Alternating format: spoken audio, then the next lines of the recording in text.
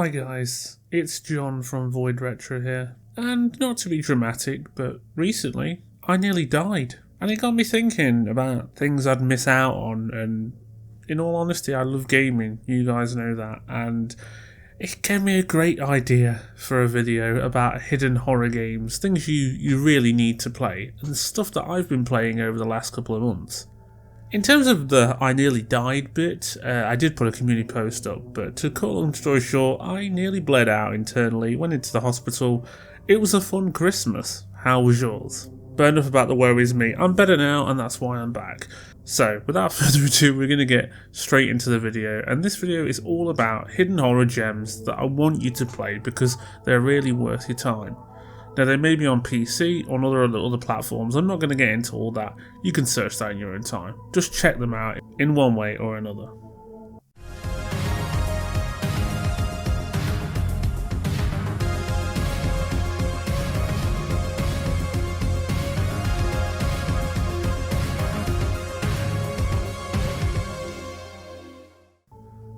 So yeah, let's get started with number one that we're going to check out today, and it is Crow Country. Now this is a survival horror PS1 retro style game, and I know I can already hear it. There's tons of these around, and a lot of them are not getting it right, and some are just about scratching the surface of the potential. This is one of them, and there'll be another one on this list we'll talk about too. Crow Country is Final Fantasy meets Resident Evil. It's very inspired by that era when it comes to the kind of cinematography in the game, the camera angles, the art style, the way like notes appear, the way that everything is just styled itself, and the kind of spritey 2.5D, 3D look of it. It's very hard to pinpoint exactly what they're trying to do here, but it meshes and works so well for what it's trying to be. You kind of come across this fairy tale park-esque theme park area, and you get called in, and your inventory is very set out like Resident Evil, and the character's name is Mara. She's your protagonist. Like I said, this is a demo. The actual game should be coming out sometime this year. There's not an official release date just yet, but I can imagine this is actually going to come to most platforms. And there's traps in the game. I'm not sure what the creatures were. They were not the zombies. They were just kind of mechanical things. It was hard to make out. It's been a while since I've actually played it now, but it gave me such a nostalgic feeling. I couldn't quite place it. And I love the style of it, that it could be played on something like a Steam Deck or a Switch. It feels very portable and minimalist and simplistic, but it borrows so much, but it feels unique. Everything from the red barrels and like little bear traps, and the enemies themselves, clicking on things, doing puzzles, interacting with kind of weird NPC, there's a fortune teller, codes, everything like that. It screams Resident Evil, survival horror. But then you have this kind of Final Fantasy-esque polygonal look to it, classic look to it. The atmosphere and music, it's just absolutely dripping. Like, the creativeness of these indie developers, especially on the early access Steam thing, it's mind-boggling. Even the save rooms are cool. Like, you save at fireplaces with a little save tune along with it. There's a lot of files to pick up. I mean, like I said, it's not breaking the mold here so much, but it's the way they've done it and the spin they've put on it, which makes Crow Country really worth your time, and definitely a must-play. Graphically, it's nothing special, but if you like them people that like putting the nostalgia goggles, it's definitely for you. Next up is a personal highlight of the video for me, and I really want you guys to look into this game when you get a chance. It's fully out already, and it's called You Will Die Here Tonight. Now, this is very heavily based on Resident Evil, but it's done very differently once again. These first two entries are very inspired by that granddaddy of horror. Now, this is kind of a Groundhog Day version of Resident Evil. It's got that, you visit a mansion, there's these protagonists that are very, reminiscent of Chris Redfield, and they said Crunk Redfelt, and Chris Redfield, guys, Chris Redfield, and Bravo team, Alpha team, all that stuff, Jill, and the way it's kind of done is classic and timeless. Again, the art styles that these guys are coming out with are brilliant. It's kind of different. It's just nice to see games aren't just third person over the shoulder survival horrors or first person survival horrors. I really like the way the inventory system worked in this, again via the D-pad but in a menu, and again the music, everything about it was just like dripping with atmosphere. It instantly made me want to play the game over, over a period of time, over and over. It's got that vibe where you're going to come back to it. It almost felt House of the Dead in a way. Now, the reason I said that is the way you walk around is kind of like a sprite. It's almost like the sprite has a lower FPS as well. But when you go into first person, now you go into first person when you're into battle, so if a zombie comes to you, you get this kind of quick time House of the Dead kind of gun rail shooter moment, and I've just never seen a game ever use this before.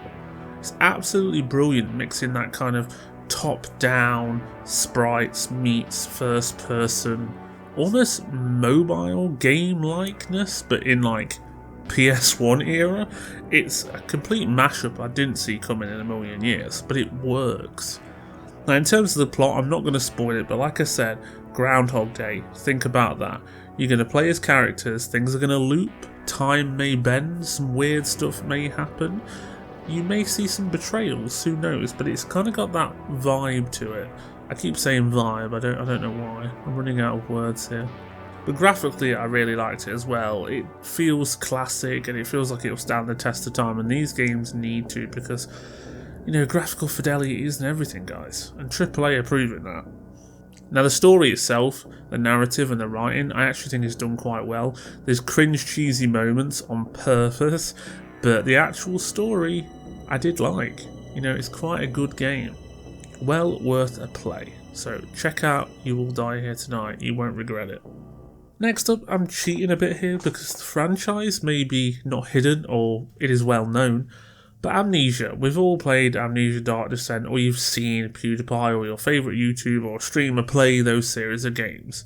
But recently we had Amnesia The Bunker release, and it's kind of gone under the radar almost. Now, I'm not sure if that's because it didn't sell well or the marketing wasn't great, but I personally loved it.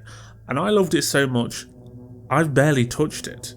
Because I can't finish it, guys, because this game is probably the most terrifying game of 2023 just gone. And it may be the most terrifying game of 2024. It is that anxiety-inducing, like heart-racing, primal scares that get to you. So the premise is you're in a World War 1 bunker, I believe, and you do get a revolver, but it doesn't do a lot. You do have a way to fight back, you do have grenades, and the bunker itself is quite intricate and laid out in a puzzle kind of maze that it won't last that long. It's only about 5-6 hours, and I think people are speedrunning it in about 1 or 2 now. But for your first attempt, trust me, you're going to be so terrified. You're going to be creeping around corners, avoiding traps. The monster itself is yet again terrifying. This is probably the best Amnesia since 1. Although I did like Rebirth. It had some, had some redeeming qualities. Yeah, Amnesia The Bunker, it's got a cool aesthetic about it. It's got a quite understandable story to it as well. There's not jump scares. It's very much tension building, losing your sanity inspired kind of thing.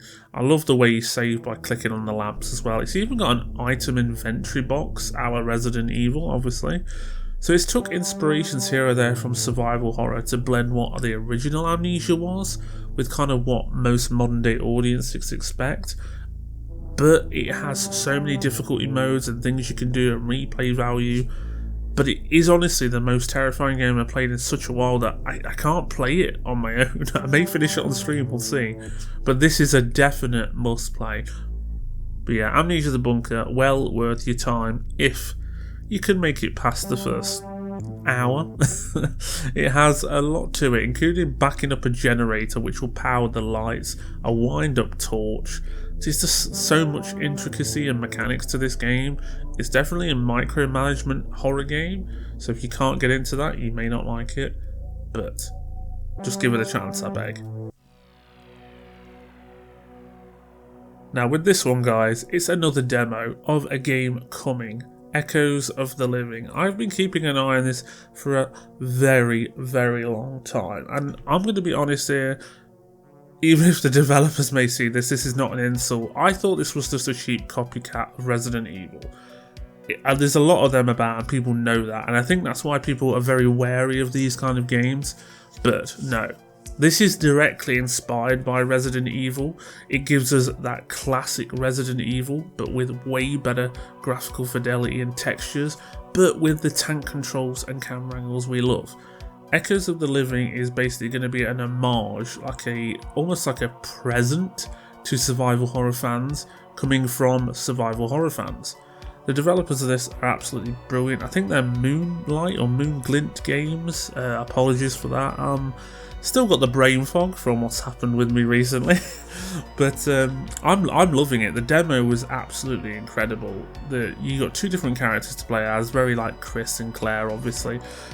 I think the female was my favourite, Laurel. The inventory again is very inspired by this, but they've not just copied things. They've tried to make things better. It looks really, really unique, and the atmosphere and the fidelity of everything is just brilliant. I love the weapons. You get melee weapons as well, which is great, and it just plays so well. For saying this is a demo of essentially a beta that's not even out yet, it's just so incredible. I'm just really surprised at the love and passion put into this. It's just so unique, and it goes against those cheap copycats and gives you a very, very polished product for something a survival horror fan would want. Now, there is some odd little jumpy scares there. Some may say they're cheap, but I was enjoying it, and I love the fact that it's just an homage. It's like a passion project. And the animations are actually quite good. The only thing I think needs some work is maybe the character models themselves. Now, I think it's set in the 90s, noughties, that kind of era, so maybe the weird clothing is that because of that. But this is definitely something people want to pay attention to and grab as soon as it's out. It is very well made by fans of the genre, and we need to support these kind of indie developers. Again, with this video, it is a must play. You need to check this game out. There's a demo on Steam right now, and I can see this coming to every platform eventually.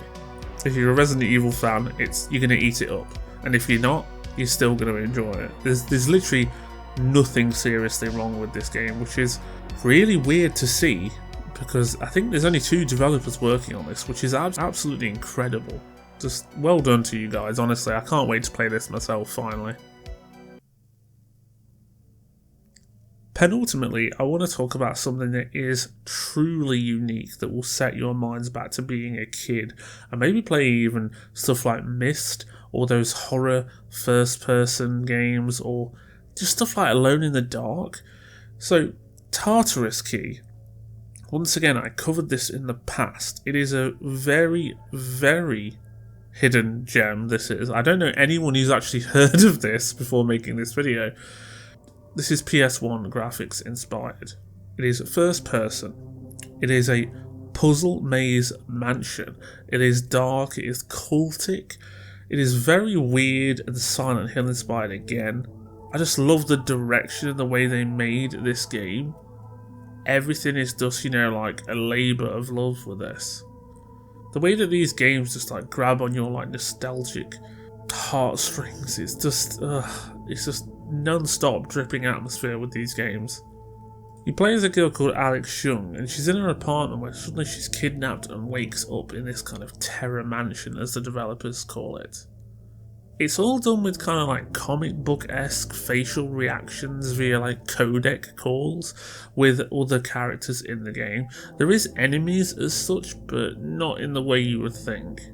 You'll basically explore room to room and just solve puzzles, move things around, open the next door, wonder what's creeping around the corner. It's very like you're trapped in a haunted house.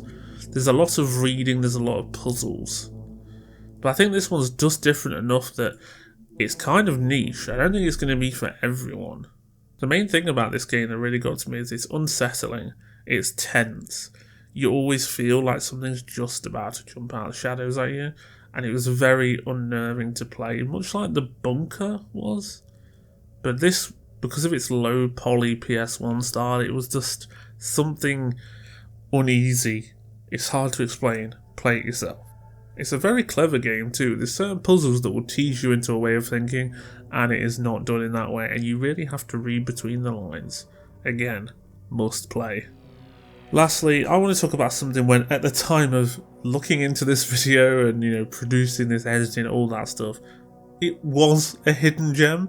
Now it is kind of blown up, and I think most of you will know what I'm talking about of this horror game, shall we say, that's turned into more of like a comedy death simulator. It is Lethal Company. It was originally made as a co-op horror procedural company simulator thing, so you'd land on a moon, you'd have to go and get some scrap out of dangerous areas, and monsters and creatures would come and kill you. You could play it 1 to 4 players, and there's so many more mods now that it's kind of become another Among Us, another Fall Guys, another Fortnite style thing, but this at its heart is quite a creepy horror game. Playing this on your own turns into a completely different game when you're playing with friends. You want the comedy, you want the laughs, you want the hilarious screams, play with friends. You just want that I'm shitting my pants at everything around the corner, I don't know what's going to kill me. Definitely play on your own or maybe with a partner in the dark.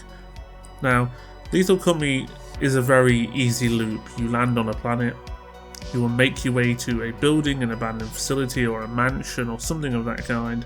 You will go in and you will open door by door, go up ladders, go into different rooms, and there will be creatures, there is bugs, there is a dark shadow. The creepiest to me is something called a coil head, which is essentially a weeping angel mannequin with coils and springs coming out of it, and you've got to see it in action. It is absolutely terrifying. Then there is loot bugs and all other manner of things. Basically, it's Lethal in Company. It is a dying simulator, but the thing is, it's still scary. No matter what way you play, it is still going to be scary, and it's definitely worth checking out. It's dirt cheap on Steam, and this is going to come to every platform, guys. So if you haven't already heard of this game, give it a go. It is a must play. And check out TikTok, there's so many clips of this game, it's well worth it. It's a funny horror. So there we go, guys, a load of horror games to give a go, whatever platform you're going to play it on, whether you're going to play them now or in the future, they're definitely worth checking out. I've been playing all these and more I haven't even mentioned today for the last couple of months, and I just wanted to collate them into a video that you guys could easily see and go, that's worth a go. I've really liked just chatting with you guys during this video. I didn't overproduce it, I didn't overscript it. I'm still recovering from obviously what happened to me and coming out of the hospital and everything like that and getting back to life and work. I'm also going to be streaming on Twitch more, back on cam if you want to come and check out and have a bit more of a relaxed chill time playing retro games or horror games or anything like that. I have got a lot of very high-end videos planned, one on Alan Wake that is way overdue, and a lot of retrospective plans as well, and new horrors like Alone in the Dark. Don't forget to like and subscribe if you've enjoyed the video, and let me know if you're going to play any of these games.